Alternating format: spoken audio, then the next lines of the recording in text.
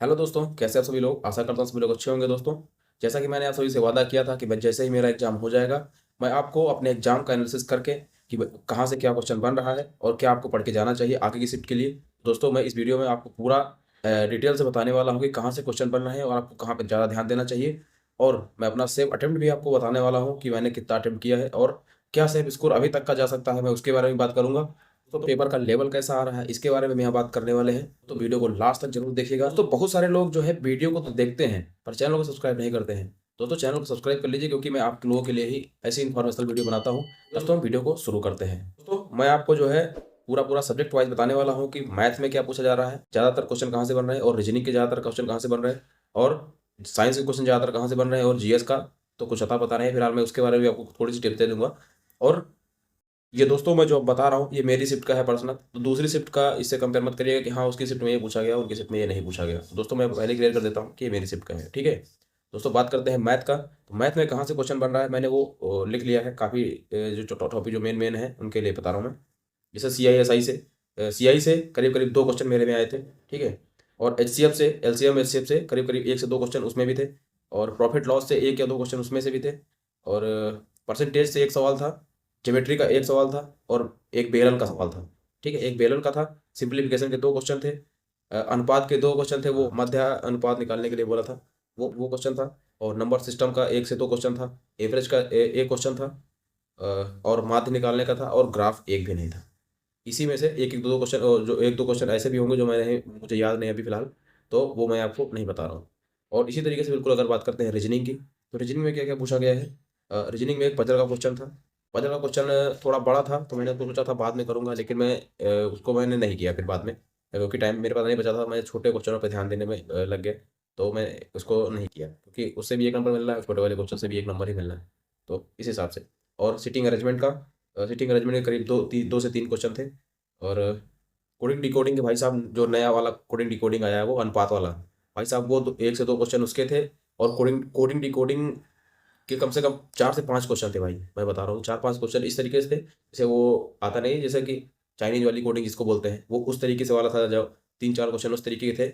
और normal coding के भी 2-3 क्वेश्चन थे। और मतलब फिलहाल कोडिंग के कम से कम 5 से 6 क्वेश्चन कोडिंग के आ रहे हैं केवल, मतलब अलग अलग वैरायटी के, समझ लो। और सीरीज के कम से कम 4 से 5 क्वेश्चन सीरीज के आ रहे हैं। सीरीज में भी बहुत अलग अलग टाइप के, नंबर सीरीज, अल्फ़ाबेटिकल सीरीज, और जो भी सीरीज होती है 3-4 इसी के अंदर आ रहे हैं। ब्लड रिलेशन करीब करीब 2 से 3 क्वेश्चन आ रहे हैं ब्लड रिलेशन के। एक वो जो नीचे वाली कोडिंग नहीं होती, दी होती है एक्स माइनस का मतलब ये, प्लस का मतलब ये, ऐसे करके वाला, ठीक है।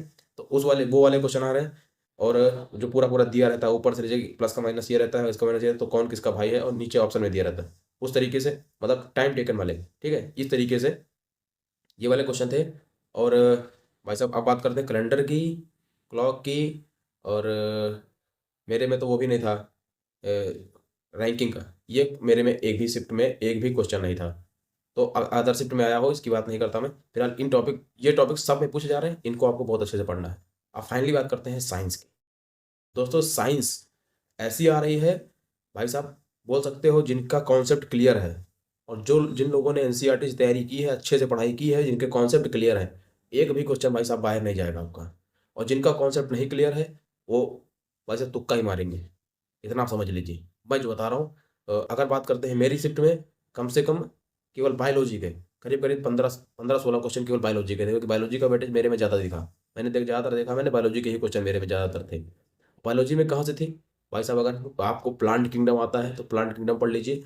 और जितना हो सके वनस्पति क्या वो बॉटनी जिसे बोलते हैं इंग्लिश में, आप बॉटनी पे ज़्यादा ध्यान दीजिए। और जनन, कायिक जनन, और जैसे है ना हाइड्रा, प्लेनेरिया, और वो सब चीज़ें हैं, अमीबा वगैरह के बारे में, ये इनका जनन कैसे होता है, कायिक जनन, मुकुलन, बडिंग, सब जो है ठीक है, विखंडन, सब ये जितना आपको पता हो सके इनके बारे में अच्छे से पढ़ के जाइए भाई। इससे कम से कम मेरे में कायिक ये जो है मतलब कि आलैंगिक जनन से कम 3 से 4 क्वेश्चन केवल आलैंगिक जनन से थे मेरे में। ठीक है दोस्तों, जो फिजिक्स वगैरह के जो क्वेश्चन आ रहे हैं ना, फिजिक्स के क्वेश्चन जो थे मुझे याद नहीं है, क्योंकि वो जो स्टेटमेंट बेस में थे, ठीक है।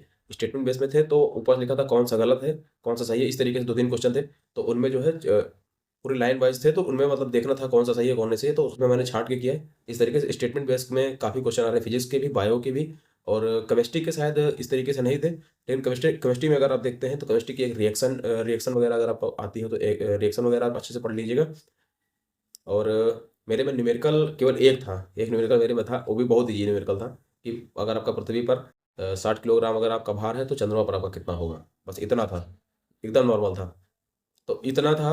अगर अब फाइनली हम अगर बात करें तो आपको क्या पढ़ के जाना चाहिए दोस्तों, अगर साइंस में अगर आप पढ़ रहे हैं तो जितना हो सके आप डीप पढ़िए, डीपली एनसीईआरटी से पढ़ना शुरू कर दीजिए। एनसीईआरटी को जितना हो सके उतना बार बार रिवीजन कर लीजिए। और आपका जो अगर आपका कॉन्सेप्ट क्लियर नहीं है तो साइंस में आप तुक्का मारोगे, अगर इजी क्वेश्चन कोई मिल गया तो कर लोगे, अदरवाइज आप क्वेश्चन कर नहीं पाओगे।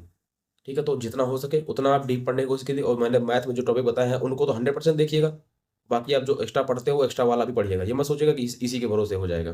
तो मतलब अपना तो पढ़ना ही है, प्लस ये वाला भी पढ़ना है जो जहाँ से क्वेश्चन बन रहा है। अब ये नहीं कि आप एडवांस किसी ने बता दिया तो एडवांस ही पढ़ते चले जा रहे हो। एडवांस का मैंने बताया केवल 2 से 3 क्वेश्चन ज़्यादा थे नहीं, फिलहाल मुझे तो 2 ही दिखे हैं। हो सकता है कि मैं ज़्यादा ध्यान ही ना दिया हो सकता हो। तो बाकी इतने क्वेश्चन किए हैं, ठीक है। और एक जीएस का क्वेश्चन बता देते हैं, जीएस में क्या कहाँ से क्या हो रहा है। भाई जीएस का कुछ अता पता नहीं चलेगा आपको, आप जितना पढ़ के गए हो सकता है हो सकता है किस्मत आपकी अच्छी हो तो मिल जाए आपको ऐसा क्वेश्चन, ठीक है।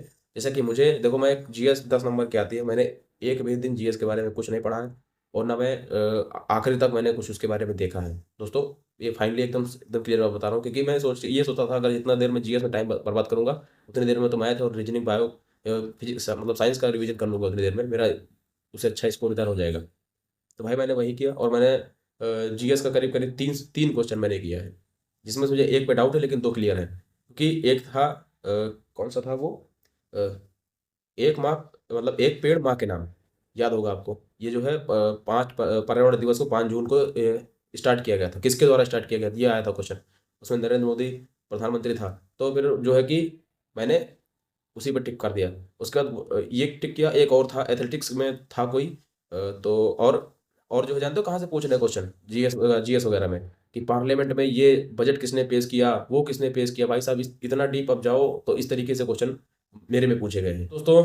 तो अगर आपको इतना कुछ पढ़ के जाते हो, अगर इस तरीके से आप पढ़ के जाओगे तो अच्छा स्कोर आपको देखने को मिलेगा और आप इतना कर सकते हो। अब फाइनली दोस्तों बात करते हैं कि मैंने कितना अटेम्प्ट किया, क्योंकि बहुत सारे लोग तो ये सोच रहे होंगे कि मैंने कितना अटेम्प्ट किया उसी का वेट कर रहे होंगे। तो दोस्तों मैं इसके बारे में भी आपको बता देता हूँ। मैंने जो है 82 अटेम्प्ट किया है फाइनली। और मेरे जो 4-5 क्वेश्चन जो मैंने बताया कि मैंने नहीं कर पाया, तो मैं करीब करीब 85-86 क्वेश्चन कर सकता था, बट मैंने 82 तक सेव अटेम्प्ट लिया है। लेकिन फिर भी मुझे जहाँ तक मुझे पता है कि इसमें से भी, क्योंकि सभी को पता है यार आंसर कहने के बाद भाई साहब 8-10 नंबर तो कम, 8-10 क्वेश्चन तो गलत होने ही होने हैं। तो मैं इसमें से 8-10 क्वेश्चन गलत मान के चलता हूँ। अब बात करते हैं फाइनली कि पेपर का लेवल कैसा आ रहा है दोस्तों। बहुत सारे लोग से मतलब मैंने मुझसे सुना है तो बता रहे हैं कि भाई साहब बहुत इजी पेपर आ रहा है, ये आ रहा वो आ रहा। भाई जिनके कॉन्सेप्ट क्लियर है, जिनका अच्छी प्रिपरेशन है, उनके लिए तो इजी हमेशा रहेगा पेपर। बाकी बात करते हैं उनके लिए जो तुक्का मारने वाले हैं, भाई उनको तो आता पता नहीं चलेगा।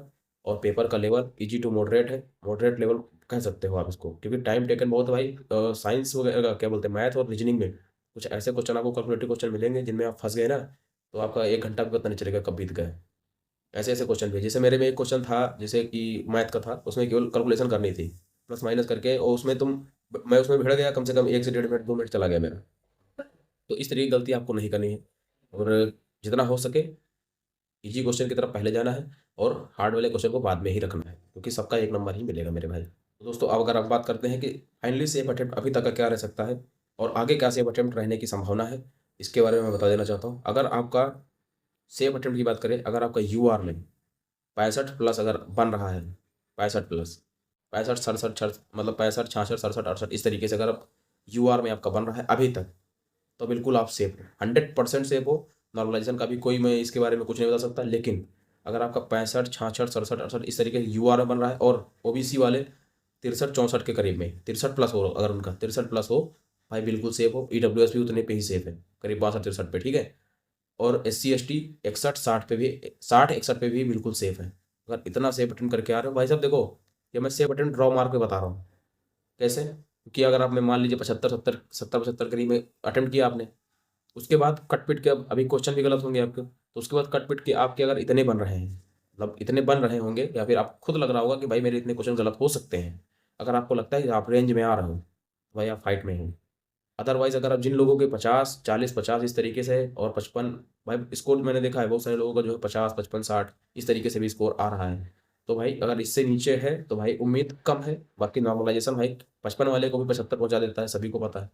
तो बाकी तो किसी को नहीं पता है इसके बारे में।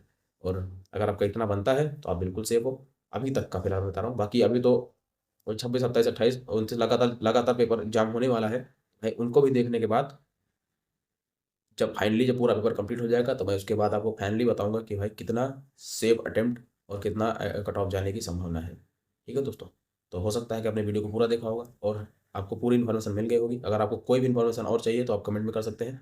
और बाकी मिलते हैं आपको नेक्स्ट वीडियो में, तब तक अपना ख्याल रखें। जय हिंद।